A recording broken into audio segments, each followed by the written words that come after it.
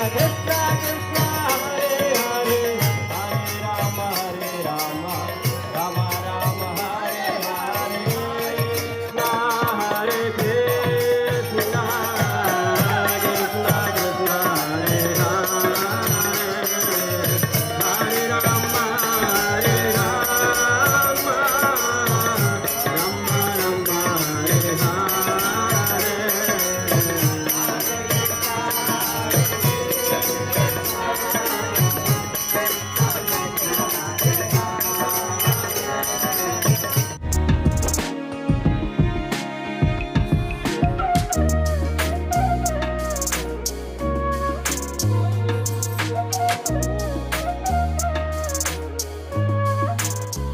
Friends, welcome to my YouTube channel travel explore. আপনাদের সবাইকে স্বাগত বন্ধুরা।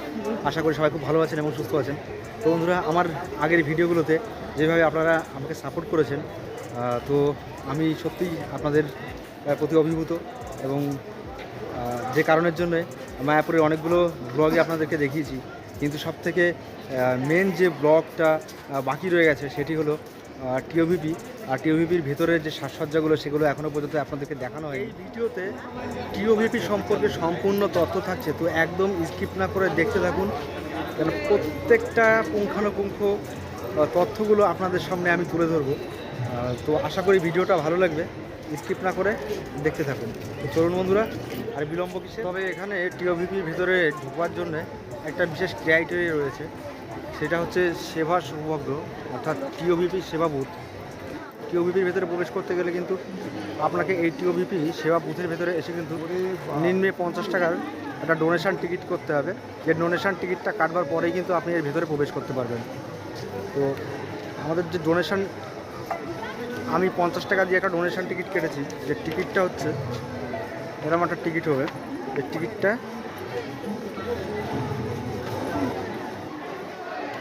টিওভিপি অর্থাৎ বিশ্বের বৃহত্তম হিন্দু বৈদিক মন্দিরের ভেতরে প্রবেশ করবার জন্য ভক্তদের ঢলটা দেখতেই পাচ্ছেন আপনারা। তো কী পরিমাণে লাইন এখানে, এত লোকজন সব রয়েছে এই টিওভিপির ভেতরে প্রবেশ করার জন্য। 535 বছর পূর্বে নিত্যানন্দ প্রভুর ঋভু গোস্বামীর কাছে করা এক ভবিষ্যৎবাণী, যেই ভবিষ্যৎবাণীর ফলশ্রুতি ওয়ার্ল্ড লার্জেস্ট টেম্পল, অর্থাৎ এই টেম্পল অফ দ্য বেদিক প্ল্যানেটারিয়াম। মন্দিরটির বিশেষত্ব হলো এই মন্দিরটির ইন্টেরিয়ার ডিজাইন বিশ্বব্রহ্মাণ্ডের আদলে তৈরি।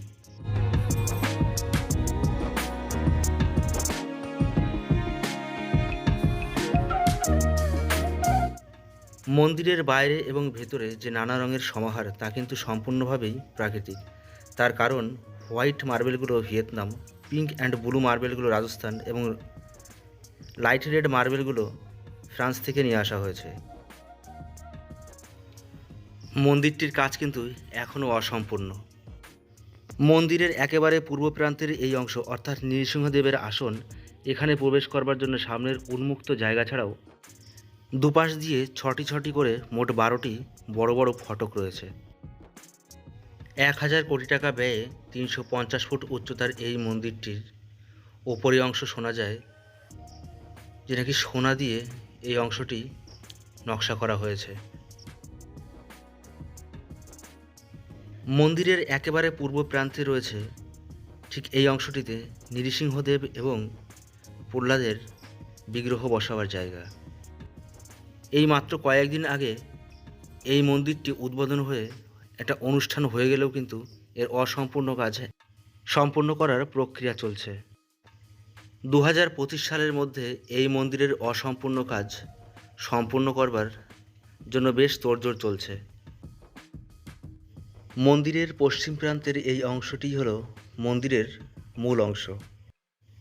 বিশ্ব ব্রহ্মাণ্ডের আদলে তৈরি মন্দিরটির ভেতরের এই ইন্টেরিয়ার ডিজাইনের এই অংশটি হলো ভূলোক, অর্থাৎ এর ওপরে রয়েছে ভূ ভব সু জন তপ মহাসত্য নামে 7টি স্তর। আর এর 3rd ফ্লোরে থাকছে একটি এক্সিবিশন, যেখানে সাধারণত ডিভোটিস এবং দর্শনার্থীদের যাবার অনুমতি থাকবে।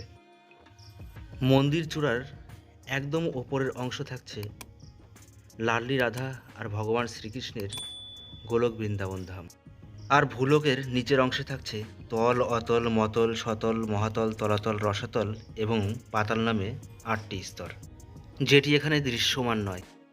ভূলোকের একেবারে বাঁদিকের এই অংশে থাকছে গুরু পরম্পরা ভরত গোস্বামীগণ এবং মিডিলে থাকছে মহাপ্রভু, তার সঙ্গে পঞ্চতত্ত্ব অর্থাৎ মহাপ্রভু, নিত্যানন্দ, অদত্ত গোসাই, গদাধর এবং শ্রীবাস পণ্ডিতের স্থান। এবং একেবারে ডান দিকে থাকছে শ্রী শ্রী রাধামাধব এবং তার অষ্টসখীগণ।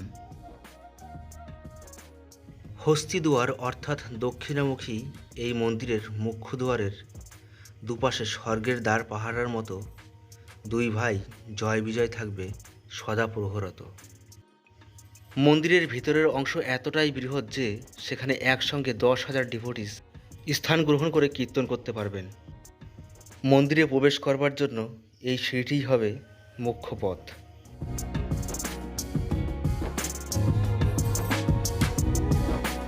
তো বন্ধুরা, ভিডিওটি যদি ভালো লেগে থাকে তবে অবশ্যই লাইক, শেয়ার, কমেন্ট এবং সাবস্ক্রাইব করবেন। যেভাবে আমাকে সাপোর্ট করে যাচ্ছেন এভাবেই যেন আপনাদের সাপোর্ট পেয়ে আসি এবং ভালো ভালো ভিডিও আপনাদের জন্য নিয়ে আসতে পারি। তো আপনারা এইভাবেই আমাকে উৎসাহ দিয়ে যান। তো বন্ধুরা, ভিডিওটা এখানে শেষ করছি। আপনারা সবাই ভালো থাকবেন, সুস্থ থাকবেন এবং স্বাভাবিক থাকবেন। দেখা হচ্ছে আবার নেক্সট ভিডিওতে। জয় হিন্দ, জয় শ্রীকৃষ্ণ।